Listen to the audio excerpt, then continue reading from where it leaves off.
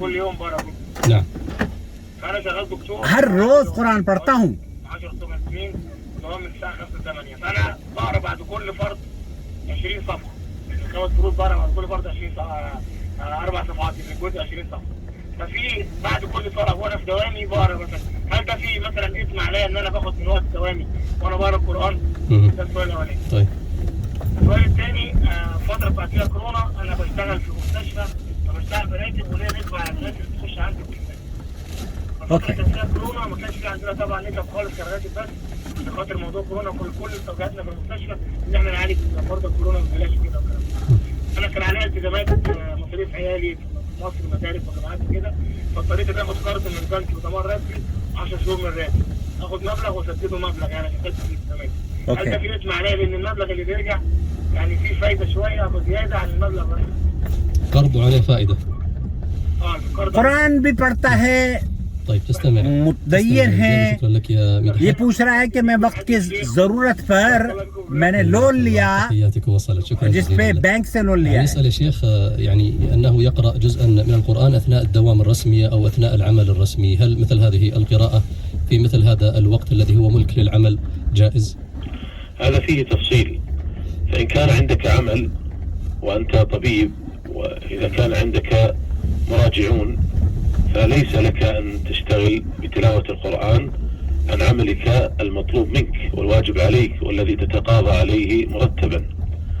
لكن لو افترضنا أنه ليس عندك عمل وأن العيادة خالية من المراجعين. शेख कह रहे हैं अगर आपके वक्त आपके काम की नौयत ऐसी है जैसे कि डॉक्टर है, डॉक्टर बैठा हुआ इंतजार कर रहा है अपने क्लिनिक में अपने मरीज का, और मरीज नहीं है, तो ऐसी सूरत में अपने वक्त का आप सही इस्तेमाल कर रहे हैं, कुरान करीम अगर आप पढ़ लेते हैं, लेकिन इंतजार करते वक्त आपने अपने मरीज को बाहर बिठाया हुआ है और कुरान पढ़ रहे हैं, तो ये गलत है, ये फिर जायज नहीं है. आप अगर जिक्र अज़कार करते हैं ऐसी सूरत में कि आप फारिग हैं तो कोई हर्ज नहीं है, लेकिन अपने काम को छोड़कर पढ़ना ये जायज़ नहीं है. आप काम के लिए पैसे दिए जाते हैं उसे हलाल करें. अगर काम पर कोई असर नहीं पड़ता तो आप जिक्र अज़कार कर सकते हैं.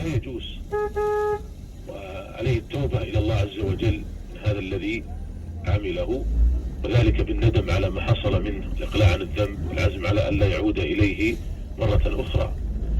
أما إذا كان أخذ قرضا من أحد البنوك في المملكة، فهذه البنوك إنما تعطي تمويلات بطريق المرابحة أو التورق، وهذا لا بأس به، وإن كانت تختلف فيما بينها من جهة الضبط الشرعي، لكن يبقى أنه أخذ تمويلا وليس قرضا ربويا. فلعل الأخ الكريم يوضح يعني طبيعة هذا القرض الذي أخذ. طبيعة هذا القرض. أوكي. كثيرا من الناس يسمون التمويلات قروضا، ولذلك ينبغي للسائل أن يوضح المقصود وأن أيضا يعبر بالمصطلح الدقيق. فكثير من जब आप कर्ज के बारे में बात कर रहे होते हैं ना, तो डिटेल से आपसे पूछा जाएगा कि आया वो जो कर्ज है उसकी नौइयत क्या है. अगर सऊदी अरब के बैंकों ने आपने उनसे कर्ज लिया है और वो मुराबहा या उन उसूलों पर आपको कर्ज दिया गया है जो कि शरीयत में जायज़ है, तो कोई हर्ज नहीं है. लेकिन अगर सूदी कारोबार या सूद की वजह से आप सूद देते हैं, उसमें इजाफी शक्ल रकम देते हैं, तब वो जायज़ नहीं है.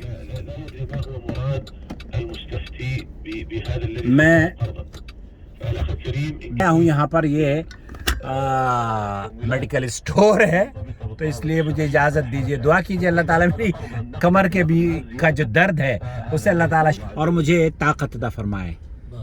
بارك الله فيكم. إلى جدة ومعنا الأخت أم يزن. أم يزن. تفضل يا أم يزن. أم يزن. عليكم السلام ورحمة الله.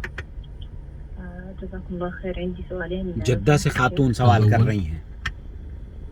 أنا حصل بيني أنا وزوجي خلاف، وقال لي اطلعي وإذا طلعتي أنت طالق. ये कहा कि अगर तुम बाहर निकल गई तो तुम पे तलाक. بالنسبة للمسائل الطلاق ترى لا يفتى فيها على الهواء. هل سؤالك متعلق بالطلاق؟ ايوه. اي لا نجيب في زوجك هو الذي يستفتي لانه هو المطلق. يذهب لدار الإفتاء أو أحد المشايخ الذين يفتون في الطلاق. طيب سؤالك الثاني. हमेशा عملت عملية وجلست تحت البنج، تحت تخدير البنج يعني يوم كامل.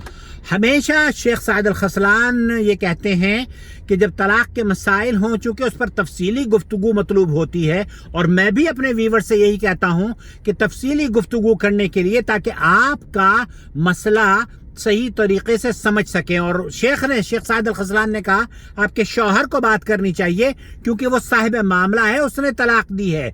और मैं ये प्रेफर करता हूं कि अगर शौहर और बीवी दोनों से बात हो जाए तो शौहर को बहुत सारे उमूर का पता नहीं होता, हैज से औरत थी या नहीं थी, वो तलाक कब हुई है या नहीं हुई है, हैज में होती है नहीं होती है, तो ये तमाम बातें बीवी से पूछी जाती हैं।